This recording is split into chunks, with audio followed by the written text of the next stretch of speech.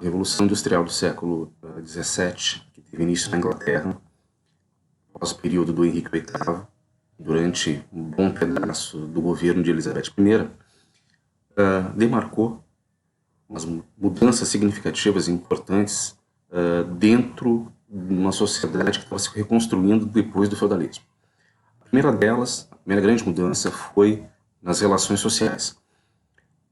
As pessoas passam a migrar do campo para a cidade em busca de novos mercados de trabalho, já que as cidades agora começavam a produzir as manufaturas. E aí vem a segunda grande mudança. A substituição gradativa da mão de obra, que antes era totalmente humana, agora por máquinas, que a gente vai chamar então de maquinofatura. Então as primeiras máquinas a vapor, a carvão, vão substituir lentamente a mão de obra humana que estava sendo aplicada até então no que a gente chamava de corporações de ofício, que eram aquelas unificações de artesãos em pequenas fábricas no fundo de quintal, né, para produzir manufatura. Agora, quem fazia esse trabalho mais fortemente eram as máquinas. Com essa transição da mão de obra para as cidades, obviamente as cidades ficaram supersaturadas. E aí vem a terceira grande mudança, a poluição dos grandes centros. A própria Londres, né, capital do Império Britânico, ela se tornou um dos centros ali até o século XIX mais poluídos da Europa. Não existia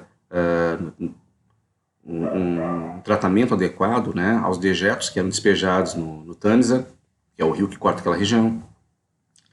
A poluição do ar ficou extremamente elevada, né, a captação de água ficava difícil, então foi muito complicado a questão ambiental neste momento. Os curtumes, que eram as fábricas de couro, que tratavam o couro, despejavam os dejetos direto no rio e a água ficava com um cheiro que era insuportável.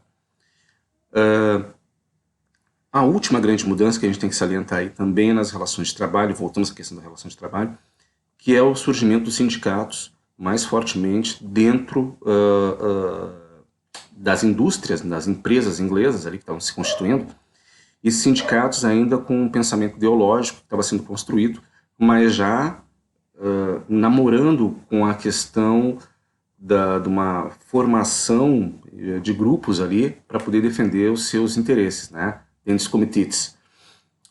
Então acho que isso aí é o principal nesse momento que você tem que focar nesse capítulo. Copiem, mandem as dúvidas e lembrem, então a gente pegar 4 elementos que foram importantes: transição do feudalismo para o capitalismo, transição nas relações sociais, principalmente focando nas relações de trabalho, a questão ambiental e, por último, havia esquecido, a questão do cercamento de terras. As terras ali também, fora do perímetro urbano, passam a ser cercadas para poder conter as ovelhas. Lembrem que as ovelhas tinham um alto valor de mercado, que se chamava de sheep money, né? O dinheiro de ovelha, já que se precisava da lã para produzir tecido. Então, uma forma de conter as suas ovelhas, saber o rebanho que tu tinha, era começar a cercar as terras. Essa ideia, tudo que a gente tem hoje de cercamento de casa, de lotes, vem desse momento aí na Inglaterra, que é o cercamento de terras.